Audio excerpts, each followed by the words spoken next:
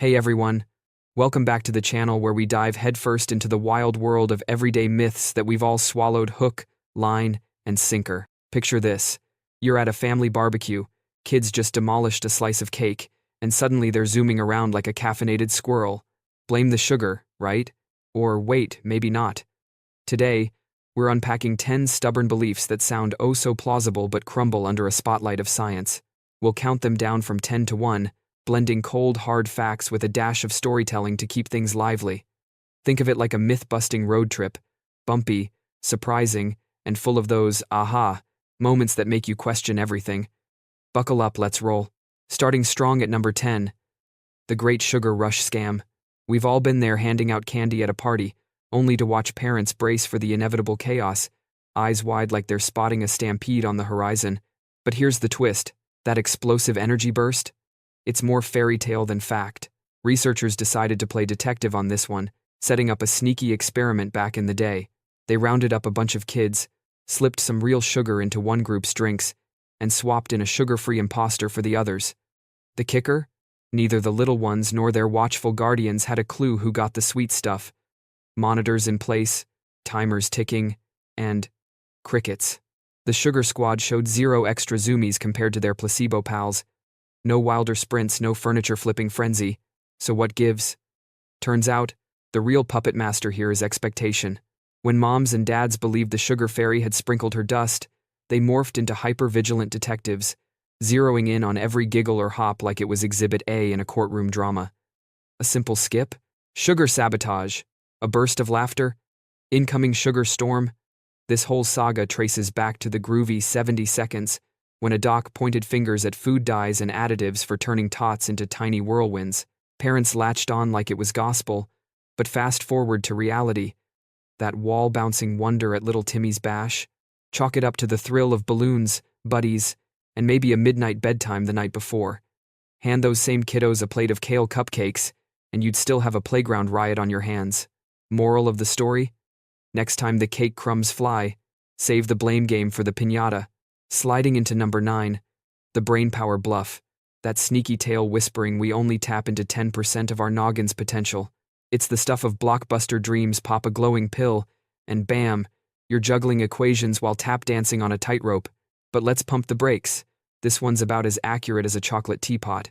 Imagine your mind as a bustling metropolis, not some dusty attic with 90% cobwebs. Neuroscientists, armed with their fancy fMRI machines, peer inside like cosmic voyeurs, watching neurons fire in a dazzling light show across the entire gray matter canvas. Daydreaming about tacos? Frontal lobes are lit. Snoozing like a log? Still, the engine hums, orchestrating inhales, steadying your pulse, and sneakily replaying that awkward toast from last week's reunion. And get this, that 2-pound wonder between your ears? It guzzles 20% of your daily fuel, despite clocking in at just 2% of your total mass. That's like your laptop fan cranking overtime on a single charge, sucking down half the grid. If evolution had left vast swaths of brain real estate idle, Mother Nature would have evicted it eons ago. She's no pack rat for dead weight. The smoking gun? Even a whisper of damage to a sliver of cortex can rewrite your whole script. Slurred words, shaky steps, memory mix-ups. This fib likely sprouted from a 19th century Harvard hotshot musing that folks weren't firing on all cylinders in life.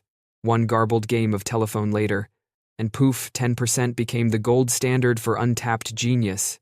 So next time you're zoning out on the couch, cut yourself some slack. Your brain's not lounging, it's launching a full-scale operation behind the scenes. Number 8 brings us to a tale as tall as the skyscrapers it stars in, the killer penny plummet.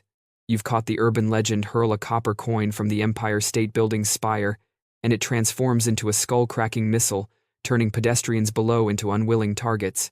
Sounds cinematic, doesn't it? But hold on to your hats and helmets. Physics has a plot twist. As that penny takes the plunge, gravity grabs the wheel, accelerating it downward in a free-fall frenzy. Yet, enter the unsung hero air resistance, that invisible bouncer shoving back against speedy intruders. The coin collides with countless molecules, flipping and flailing like a drunk acrobat mid-tumble.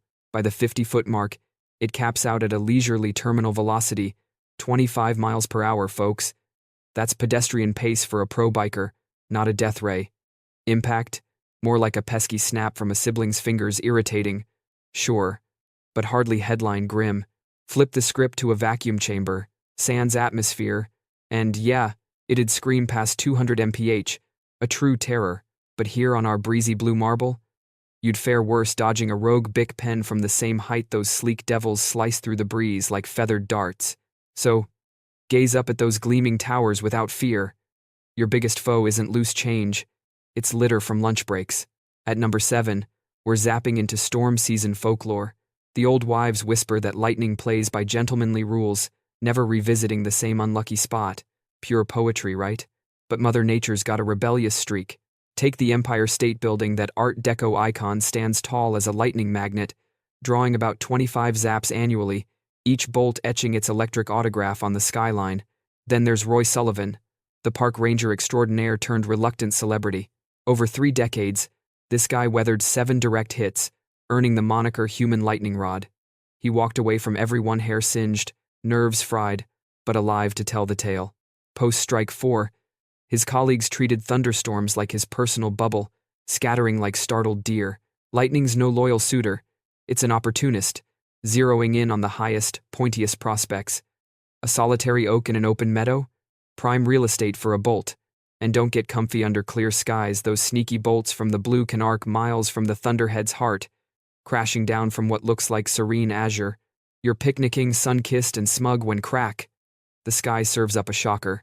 So, next downpour, skip the solo shade tree, hug the low ground, and let tall tales stay grounded. Number 6 horns in on a helmeted hoax that's hornier than history warrants. Viking warriors charging into fray with curly protrusions sprouting from their skulls. Ah, the image, fierce Norsemen, beards braided, horns curling like devilish invitations to grab and yank. But rewind the reel, those battle-ready berserkers left the party hats at home. This flamboyant fad? Courtesy of 19th century stagehands whipping up Wagnerian wardrobes for opera houses. Seeking spectacle, they slapped on bovine bling, birthing a blockbuster blunder that's outlived the curtain calls. Practicality screams foul, envision grappling in the grit, foe latching onto those handles like a wrestler mid-suplex. Or worse, snagging on low branches during a midnight maraud. Talk about a tangled raid. Unearthed Viking headgear? Sleek sentinels of iron, maybe a nasal shield for flair, but flat-out functional. Denmark's digs yield horned relics, sure, but those date back 3 millennia pre-Viking, relics of ritual reverence, more scepter than swordplay. Some starry-eyed costumier spied those sacred showpieces and thought, Eureka, epic for Eric the Red. Cue the cascade, posters, parades, and pop culture perpetuating the prank. Today, hordes envision horn-headed hordes, when really, those raiders rocked rugged realism. Lesson? History's wardrobe malfunctions can outshine the facts. Time to declutter the cliches. Dropping to number 5, the shave and sprout superstition. That barbershop bogeyman claiming a quick blade buzz beefs up your bristles bolder, blacker, and bushier. You've felt it, haven't you? That prickly regrowth rasping like sandpaper on your chin, screaming I'm back, and meaner. But pause the panic. It's all smoke and stubble. When your razor glides, it's doling out blunt bobs to each follicle's finest, shearing strands to squared-off stubs. Envision lopping a lush log with a lumberjack's buzzsaw. The fresh face feels fiercer than the feathered fringe, all taper and tease. Regrowth rallies rounded. But that initial itch? Pure perceptual prank. Decades of derm detectives dissecting the drama confirm. Zero zing from the zoom. Your lock's legacy, lustrous length, hue, and hustle is hard-coded in your chromosomes, not swayed by steel. That Gillette glide isn't genome graffiti. If it were, cue the cue ball crusade. Every chrome-domed dude daily dragging dull blades, birthing lush manes from foam. We'd hawk bald begone in aerosol, and billionaires like Bezos would boast bountiful brows by now. Nah, the nub's nubile nudge fools us because blunt beats bevel same strands, sharper silhouette. Shave on, sans myths, your mirror's no menace. Number 4 splashes into summer's soggy sagas, the post-meal paddle prohibition, where elders echo, hold off 30 ticks after tucking in, or cramps will claim you. It's etched in poolside psalms, lifeguards once whistling it like law. But dive deeper, this watery warning washes out under waves of evidence. Not a ripple of record registers a swimmer sunk solely by a snack, 0 drownings doled by dinner dives. The lore? Post-feast flush. Crimson currents crowd the core for chow. Down choreography. Starving strokes for limbs. Luring lactic lockups. Yet, our frames are fluid virtuosos, juggling gut grind and glide without gasp. Sure, scarf a surf and turf smorgasbord, then sprint laps, and a twinge might tango in your torso like post-pizza pounding pavement. But the Red Cross radio's relief, routine rinses post-repast pose no peril. Elite aquanauts actually nosh mid-miles, fueling flips with floating fuel. Just sidestep the supreme before synchronized swims moderation's your mermaid. So, cannonball carefree, your belly's no betrayer. At number 3, we're shrugging off the shivery chestnut. Cap up, kiddo, or 50% of your furnace flees your forehead. Moms worldwide murmur it. Visions of frostbitten noggins haunting holiday hikes. But bundle the bunk. This cranial chill myth melts in the microwave of measurement. It simmered from a surplus survival scribe in the service days, pegging 40-odd% of thermal trespass through the tress's fare. If your squad's swaddled stem to stern save the scalp. Exposed dome in a parka parade? Naturally, the noggin notches the lion's leak. Truth ticks simpler. Your pate claims a tenth of your dermal domain, dooming it to a lost 10% of the thaw. Thermodynamics tallies toll by bare acreage biceps bared bleed as briskly as brows. Why the wintry wail from whiskers? Veins vein close to the crown chilling quicker than calloused calves. For wee ones, though, the rule rings truer their domes, dwarf torsos proportionally, piping out precious warmth like leaky chimneys. Adults? Au contraire, uncloaked elbows eclipse exposed ears in escape artistry. So, hat optional in the hoarfrost. Layer logic over legend. Number 2 nips at finny fables. The goldfish's gold standard gold memory of a mere 3 ticks. Bowl-bound amnesiac, we scoff, flushing forgetfulness down the flush. But flip the fin. These scaly scholars are sharper than their pebble-sized processors suggest. Lab lords' labyrinth loaded them with watery webs, and not only did the darting dynamos decode the detours, they diaried the diagram for moons on end. Facial flashcards? Flawless, they finger feeders from afar, flashing fin flicks of familiarity. Ahoy, it's you with the flakes, third time this eve. Trickster tutors twist them into hoop-hurdling hoopla or finball phenoms, punting pellets past posts. Auditory aces assort areas, discerning Debussy from Dylan in a splash. All aboard a brain, the breadth of a baked bean, petite powerhouses pondering paths profound. Savvy sages speculate. Dissecting these dorsals might unlock our own recall riddles, bridging basin to basilisk smarts. So, spare the scoffs for your Siamese. That comet, tailed companions charting courses you can't fathom. Upgrade from dumb fish to depthless dynamo, your tank's a think tank. Crowning our countdown at number 1, the chewy chicanery of gum guts. That grim granny's gospel gasping swallowed stick sojourns 7 years in the sloshy innards. It'll tarry till Tuesday's toddler. They tease, painting pictures of perpetual plugs. But belch the balderdash. This adhesive albatross ambles assembly, line through the alimentary aisle, indistinguishable from indigestible interlopers. Gum's gumminess? Guardian against gastric gnaw, but no glue to guts. Envision it as elusive edamame or kernels, cruising the conduit carefree. Exit Express, 1 to duo dawns post, purge, propelled by peristaltic parades. Your belly's a bustling boulevard, no nook for 9-year nestlings. Nibble narratives of nadir? Negligible, unless you're a gum-gobbling glutton, hoarding wads like a squirrel's stash.